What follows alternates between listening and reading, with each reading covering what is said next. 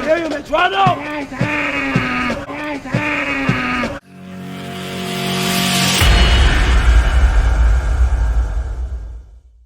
Believe it or not, I was supposed to go become a drill sergeant. That's actually one of the motivators that pushed me to go to Special Forces Assessment and Selection, because I didn't want to become a drill sergeant. Marine Corps boot camp, guys. Let's take a look at these footages and I'll give you guys my 2 cents. This is Marine Corps boot camp in Parris Island, South Carolina. Ron, you will walk. Get on the yellow footprints right now. Aye, sir. You will do what you're told to do, when you're told to do it, and without question. Do you understand? Yes, sir. On day 1 of boot camp, new recruits arrive at the receiving barracks, where they take their first steps toward becoming Marines by walking through these silver hatches, symbolizing the threshold between the outside world and Parris Island. I remember this day like it was yesterday. Getting to basic training, for me, it was Fort Leonard Wood, Missouri. Getting off of the bus and just complete culture shock. And everyone has the same look in their face, just young, dumb, and confused. And then out of nowhere come these drill sergeants and they start freaking, it's like the shark attack. They start yelling. They start throwing stuff. They get up all up in your face and start yelling and spitting. And I just remember standing there as a, 18-year-old kid, from New York, thinking to myself, like, what in the world did I get myself into? You walk through these silver hatches once and never again. Do you understand? Aye, sir. Recruits are required to make a phone call to a family member or their recruiter to let them know they've arrived. This is Recruit Hatcher. I've arrived safely at Parris Island. Please do not send any food or bulky items. Now, you do get a phone call. This one I remember specifically also. When you first get there, the intent behind a phone call is for you to call home and let your mom and dad know, like, hey, you've made it to your final destination, that being basic training. So you'll get on there and you'll get on the phone and you'll just say, hey, I'm here, and then hang up.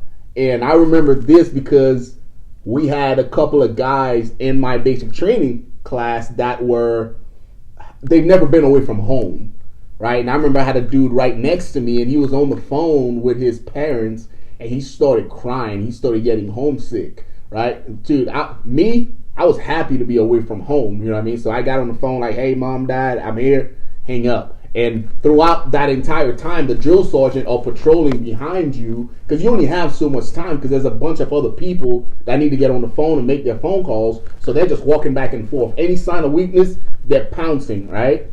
They're only allowed to read the script printed for them inside the phone bank. I will contact you in 7 to 9 days by letter with my new address. Thank you for your support. Goodbye for now. Yes, sir. Get in the class. Hey, sir. Recruits are given 3 chances to get someone on the line. Sir, my recruiter's not answering, sir. Call him again. Not every recruit is able to make a connection. So that's pretty accurate too. Like if you don't get anybody on the phone, you'll get a chance to send them letters once you actually get to your company, right? Now the Marine Corps boot camp guys, they probably have one of the toughest military basic training within the DoD, right? I would say the Marine Corps, then probably the Army, the Navy, and then the Air Force, Space Force, and Coast Guard. Like I'm not sure what those guys do. But if I had to rack and stack them, that's the order that I would put them in. A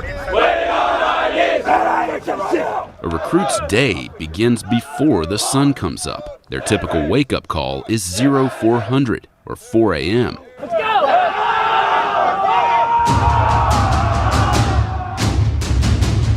Recruits endure an intense series of physical challenges.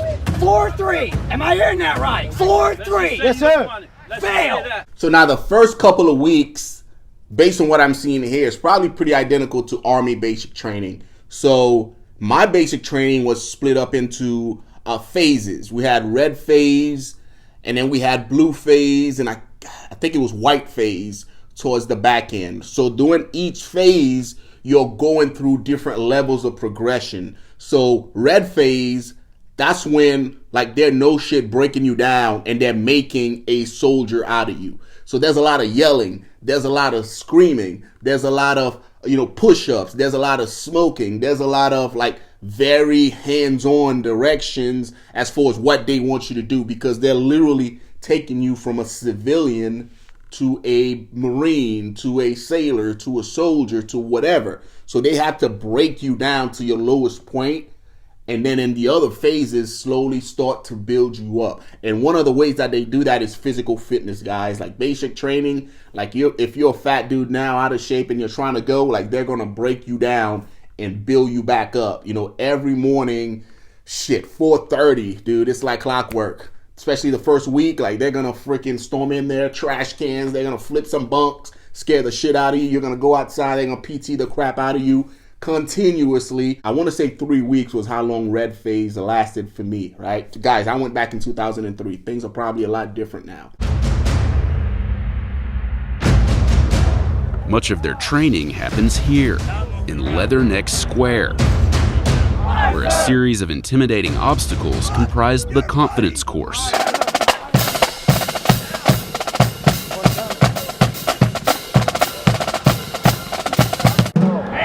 I'm slipping, please.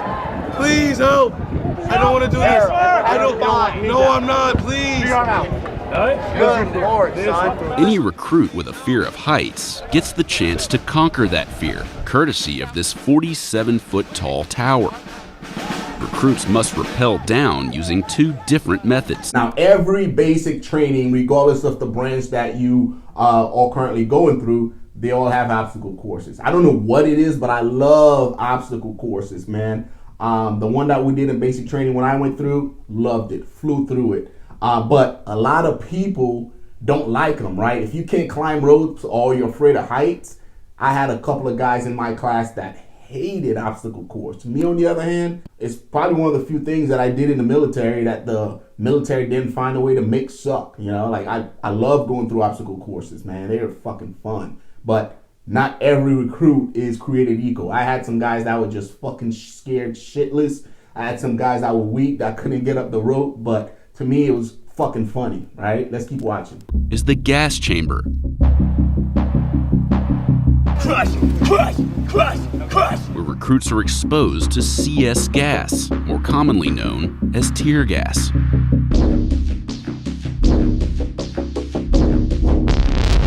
Once the recruits enter the chamber, they break the seals of their gas mask. Say something to me now! After around 5 minutes, the recruits are free. But the pain endures. Get it up! Loosen the kick straps all the way. Take the mask off. Oh, the gas chamber. That shit sucked. It's something that every branch has, regardless of which basic training that you're going through. And it sucks for every fucking branch. I remember going through the gas chamber. I didn't know what to expect, right? You hear stories from others that have gone through basic training as far as the gas chamber and all of that. But I remember, having my mask on, and I remember walking into that chamber. And you can just it was just kind of like an open bay, right? You go in there, you don't really smell anything because your mask is on, but you can see them burning like these little tablets, right? And everybody goes in there and then they give you the order to break your seal. And I remember I broke my seal and I tried holding my breath. It was the worst mistake I ever made, because as soon as I needed to breathe, I had no chance but to take, a big breath of air. And when I did, all I did was suck in a shit ton of fucking CS gas. And I was like, oh my God. And then once they let us out, we all ran out and it was just freaking just snot everywhere. It was, can't stand the gas chamber. Recruits are trained in different styles of hand-to-hand combat. First thing we want to see is that straight thrust, you understand? Yes, sir. Bust thrust, come on, sir. Yes, sir. A key aspect of their martial arts training is fighting with bugle sticks. You killed that opponent, you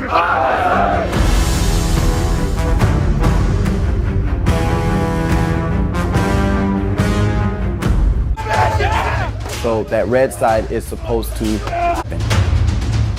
So anything that you strike with that red tip, 9 times out of 10 are either going to be incapacitated. Now, in every basic training, there's always that one dude that just keeps messing up. And in basic training, the way things work is if one person messes up, everybody gets punished. Like mass punishment is a thing because they're trying to drill into you team this, team that. They're trying to get you from being an individual to creating like this, team-like mentality, this team-like space. So when you mess up as an individual, then everybody pays. The squad, the platoon, like everybody pays. So I remember when we got to this part of training where we were doing combatives and we had the pugil sticks and we were fighting each other. Dude, that one guy that we had in the platoon that would always mess up, that caused everybody to get smoked. Oh, he got his ass beat by everybody on purpose. And afterwards, that dude got a little bit better. He quit messing up as bad. So combatives, guys, as you get ready to go to basic training, identify that dude and help him get his life together, if you know what I mean. Ready, one. According to the Corps, every Marine is first and foremost a rifleman. Recruits spend the bulk of 2 weeks devoted to marksmanship, the first of which sees few shots actually fired. Now, after this, we got a chance to go to the range, right? Now, all of this stuff is happening in different phases. The range was interesting, man, because believe it or not, there's a lot of people that grew up within the United States that's never touched a gun or that knows how to operate a gun. Shit, that was me when I went to basic training, right? At the age of 19, I never touched a gun in my life growing up in New York City. Like, it wasn't something that, that was easily accessible to you if you weren't, living that life. So when I got to basic training, I never touched a gun.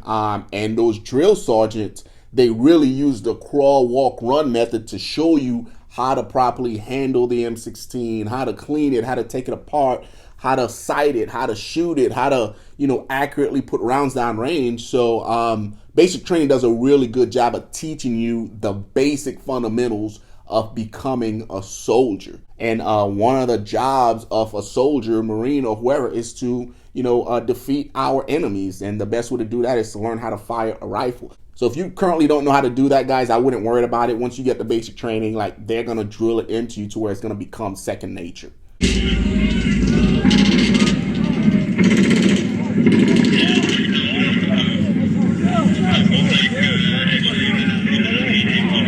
Recruit training culminates in an event known as the Crucible. Over the course of 54 hours, with minimal sleep and food, recruits must endure realistic combat scenarios. The sounds of gunfire and shelling are played over loudspeakers mounted in the training area. Ooh, the famous Crucible, guys. I've heard and read a lot of things about this right here. It's the final exercise that these guys have to get through in order to become Marines, and it is a kick in the balls from what I've heard. I know the Army has a version of this. Whenever I went through basic training, it was like our FTX exercise where we had to go out to the field and conduct a variety of different tasks to include a pretty long ruck march before we were able to graduate and be called soldiers. Till this day, guys, this is probably the most important event in my life, was graduating basic training. It's like you're a whole new person. You're a whole new individual with new set of morals, a new set of purpose, a new set of outlook on life. There's nothing, absolutely nothing like it in the world. Going through that process and coming out on the other end as a soldier. It's a feeling that is hard to describe, but it was by far the most accomplished I've ever felt in my life at that point of my life. Was putting on that uniform, walking across that stage, and earning the title of United States soldier. And I know these Marines feel the same way. Let me know how your experience was at basic training, guys. For all the guys and girls that are getting ready to go through that process, I salute you, and I'm proud of you for wanting to serve this country still and putting our well-being above your own, right? Until next time, guys, take care of yourselves.